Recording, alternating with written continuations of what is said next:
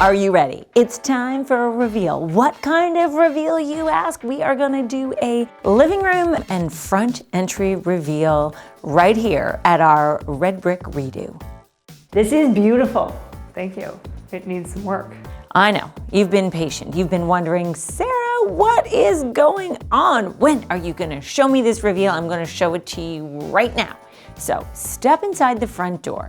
And one of the best parts about this house from the very, very, very beginning was the curb appeal. How gorgeous is this house? Look at this. This house has massive curb appeal. It has architectural interest. It has mega wow factor in everything that is the soul, the origin, the foundation, and the sheer presence of this historic home. It is a gorgeous door, and these all open up here. Anyway. What? So we wanted to make sure that when you step inside, it feels happy and fun and welcoming, and that was the mandate. So this is not gonna be a historic home interior, you guys. This is gonna be about things that just make you feel good. So right into the entry, a few simple touches here. Really, we didn't have to do much. The key was we painted the stairs. So the stairs. And we started out experimenting with a two-color concept, which we quickly decided was not the way to go. Our stairs are in the process of being painted. We're transitioning to a dark color for the spindles and the handrail, and a mid-tone color is gonna go on the treads. I feel like all of the solutions in this house were really about overcoming a challenge. So we wanted this house to feel stately and impressive and family friendly from the minute you come in the door. And I remember those stairs, they hadn't been painted, they were waiting to be painted. What's interesting about these stairs is they're original, obviously, so they have character. And by character, what I mean is they are crooked, they are uneven, and highlighting them in two different paint colors is not necessarily the way to go. So here's what we decided to do. One uniform, smoky, dark gray charcoal with a hint of blue was the color we went with from top to bottom. Treads, risers, railings, handrail, newel post, the whole shooting match. And look at it now. See, in a room that doesn't have too much going on, I mean, there's not a whole lot of furniture in this entry hall and stairway, we decided to make the focal point and the interest be the drama of this staircase. And I think these stairs are fabulous. So if you're thinking about, should I go dark? Why not? Give it a try. It is dramatic and it is fabulous. Now you're wondering, when would I do a two-color stair versus a single color stair treatment? If you have perfectly straight lines, you can definitely go with a two-color concept.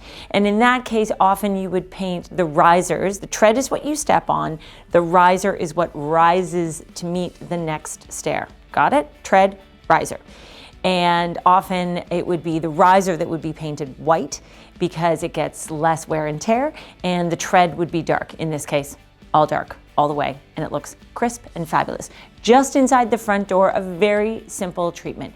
Storage is always key. Storage was the brief from beginning here. Things just sort of end up here in a clutter as well. So Okay. anything to do with better storage would be great. Coming in that front door, there is always going to be stuff. So my solution was a 3-drawer dresser. And the nice thing about a 3-drawer dresser is you can have mail, keys, and little things in the top drawer. You could keep mitts and hats, dog leashes in the second drawer. Okay, yes, yeah, okay. And the third drawer, I don't know what you want to put in there, but that's totally up to you. Above the dresser, we have a hexagonal mirror, and we decided to go for a light palette here. So what we're doing is we are contrasting the dark front door and the dark staircase treatment with lighter wood, something that will make it feel a little bit more contemporary. Oh, and speaking of contemporary, I have to talk about the light fixture. How fun is this? Contemporary lighting was the trick throughout this whole house. Really dialing it up and dialing it in and getting more, I would say, statement-worthy pieces. First impressions, Elizabeth? I love it, and I think it's very interesting. Interesting, yeah, you're like, I don't know what I'm looking at. So if I'm not mistaken, these balls go on here. So you walk in the front door and whoo! What do you notice first? Is it the hexagonal mirror?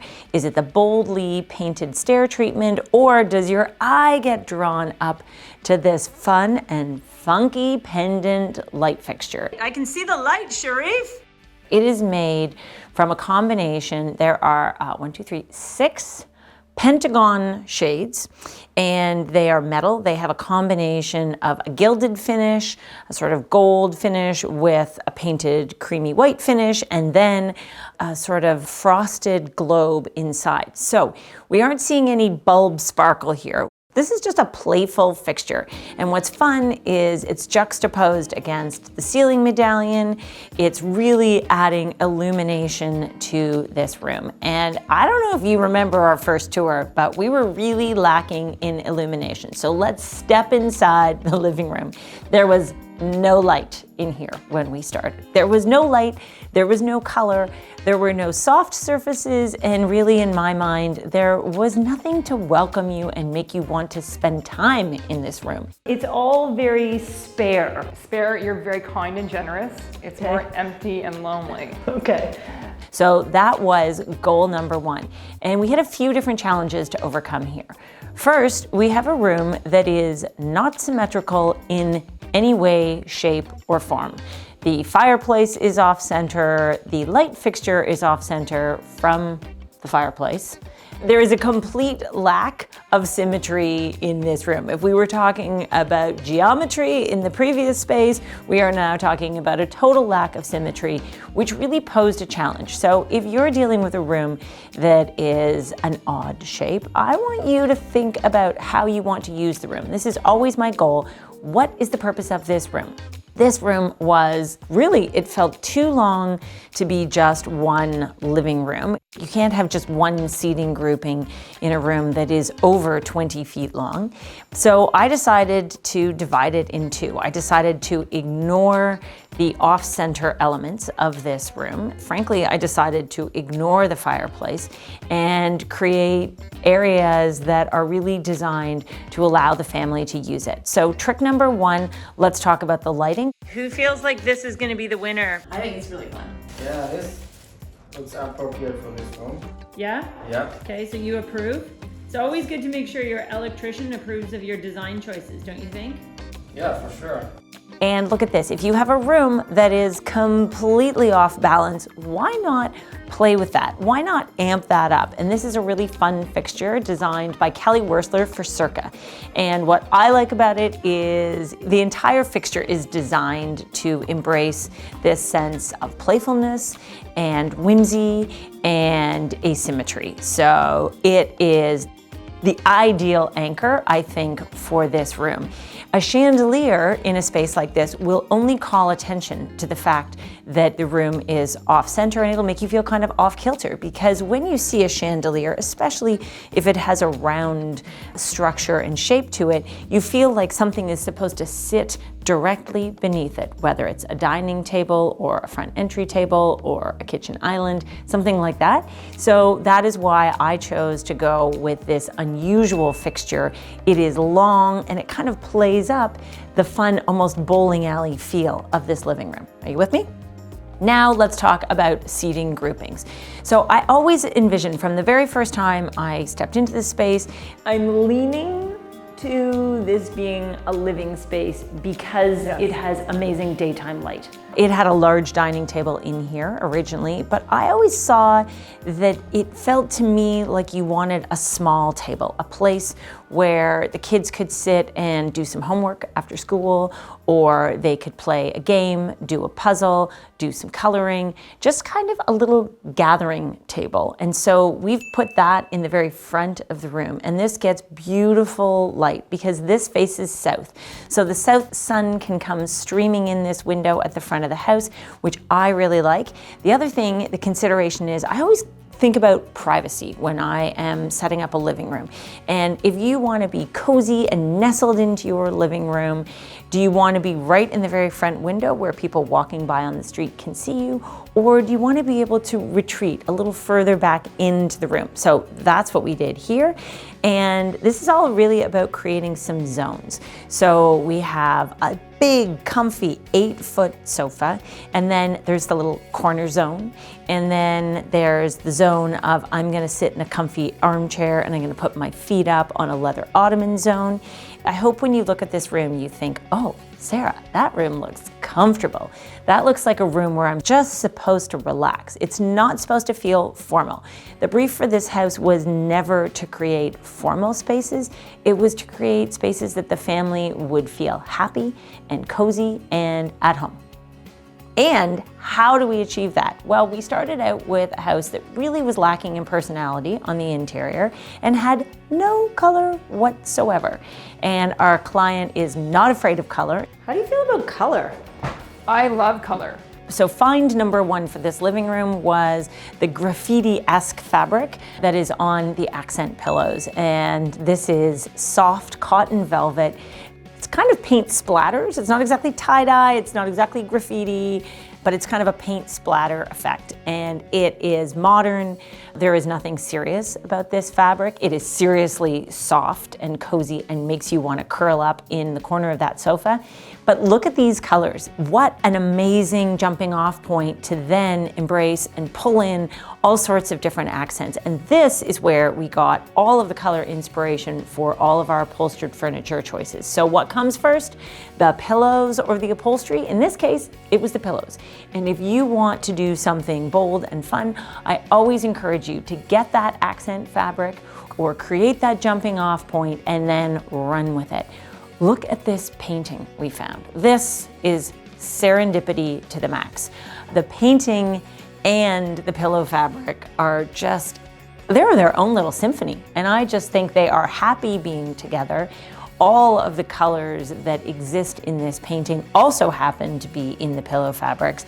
And the painting is abstract, it's energetic, it's contemporary as well. So everything, obviously, as you can see in this room, it's all about those contemporary choices that layer and build together within the element and within the overall foundation of a historic home. So if you're living in a historic home and you're wondering, can I make it feel more contemporary? Absolutely, yes, you can. You can infuse the most streamlined pieces you want and create a whole new soul that is playful and fun. That was the ticket here. Okay, so storage. There are basically no closets on this main floor. So we tried to ensure that we could sneak in as much storage wherever possible. We have a credenza with shelves and doors, so a great place to store kids' board games.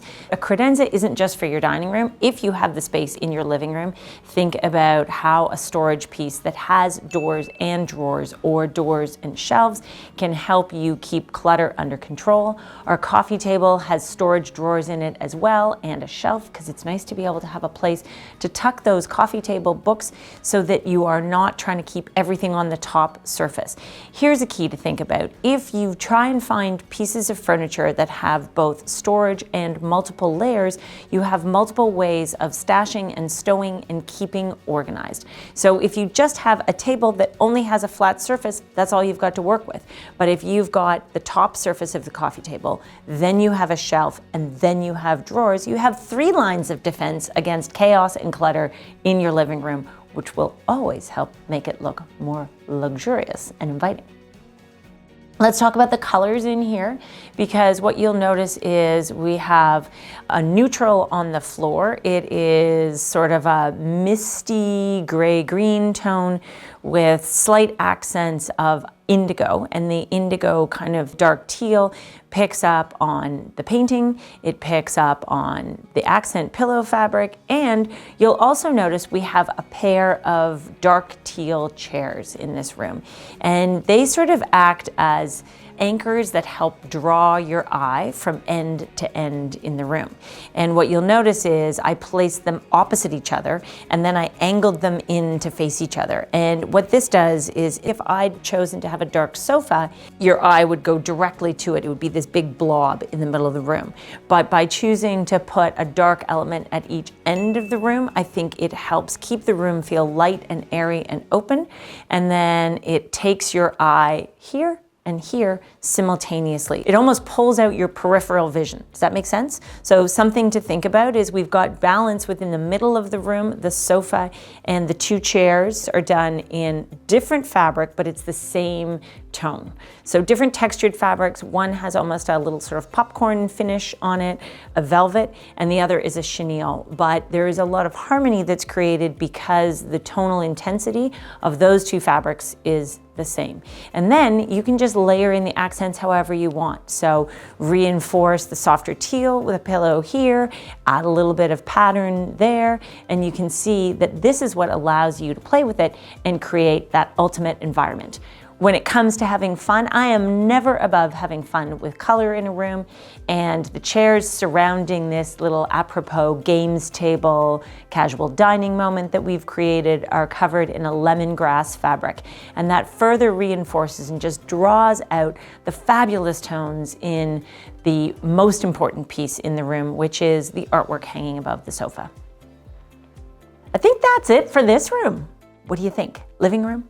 Entry? How are we doing so far? Well, I hope you'll follow along, subscribe, and turn on notifications so you can see the next one, because I'm going to take you on a full house tour. Thanks for watching.